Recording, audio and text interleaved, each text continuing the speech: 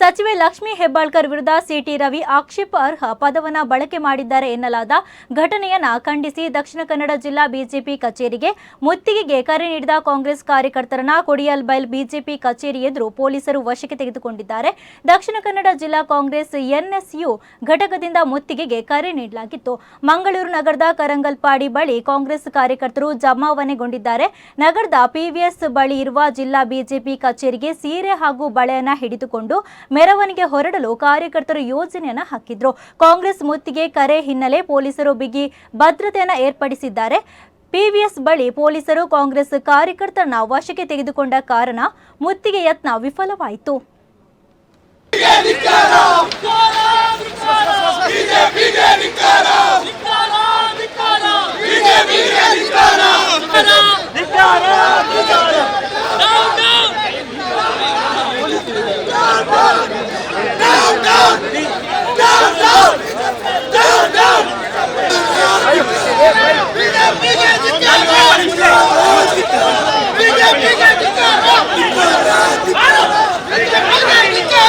ಗ್ಯಾರಂಟಿಗಳನ್ನು ಕೂಡ ಎಲ್ಲರೂ ಮಹಿಳೆಯರಿಗೂ ತಲುಪುವಂತೆ ಮಾಡಿದ ನಮ್ಮ ನೆಚ್ಚಿನ ಸಚಿವೆ, ರಾಜ್ಯದ ನಾಯಕಿ ಕೂಡ ಆಗಿರುವಂತಹ ಲಕ್ಷ್ಮೀ ಹೆಬ್ಬಾಳ್ಕರ್ ಅವರಿಗೆ ಪರಿಷತ್ನಲ್ಲಿ ಅವಹೇಳನಕಾರಿಯಾಗಿ ಮಾತನಾಡ್ತಾರೆ.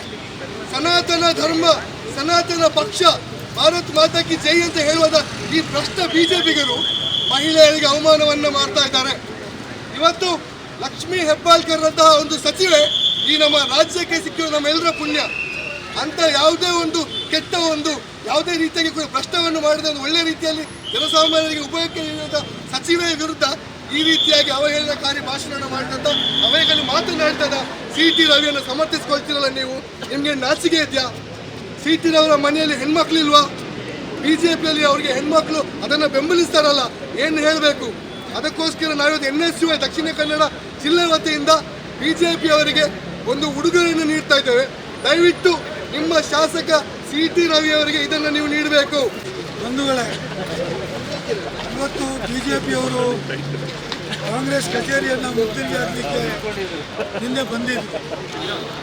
ಆದರೆ ಇವತ್ತು ಈ ರಾಜ್ಯದಲ್ಲಿ ಬಿಜೆಪಿ ಸರ್ಕಾರದ ಗುಂಡಾಗಿರಿ, ಮಹಿಳೆಯರನ್ನು ಅವಮಾನಿಸುವುದು, ದೇಶದಲ್ಲಿ ಇವತ್ತು ಡಾಕ್ಟರ್ BR ಅಂಬೇಡ್ಕರ್ ಅವರು ಈ ದೇಶಕ್ಕೆ ಯಾರು ಸಂವಿಧಾನವನ್ನು ತಂದುಕೊಟ್ಟರು, ಯಾರು ಈ ದೇಶದ ಪ್ರಜಾಪ್ರಭುತ್ವವನ್ನು ರಕ್ಷಣೆ ಮಾಡಿದರು, ಯಾರು ಈ ದೇಶವನ್ನು ಗೌರವಯುತವಾಗಿ ನೋಡುವಂತೆ ಮಾಡಿದರು, ಯಾರು ಈ ದೇಶದ ಎಲ್ಲ ವರ್ಗದ ಜನರಿಗೆ ರಕ್ಷಣೆ ಕೊಡುವಂಥ ಸಂವಿಧಾನ ಕೊಟ್ಟರು, ಅಂಥವರಿಗೇ ಇವತ್ತು ದೇಶದಲ್ಲಿ ಅವಮಾನ ಮಾಡ್ತಕ್ಕಂಥ ಕೆಲಸ ಬಿಜೆಪಿಯ ನಾಯಕರಾಗಿರ್ತಕ್ಕಂಥ ಅಮಿತ್ ಶಾನವರು ಮಾಡಿದರು. ಅಂದರೆ ಒಬ್ಬ ಕೇಂದ್ರದ ಗೃಹ ಮಂತ್ರಿಯಾಗಿ ಲೋಕಸಭೆಯಲ್ಲಿ ಅಂಬೇಡ್ಕರ್ ಅಂಬೇಡ್ಕರ್ ಅಂಬೇಡ್ಕರ್ ಅಂತ ಯಾಕೆ ಹೇಳ್ತೀನಿ?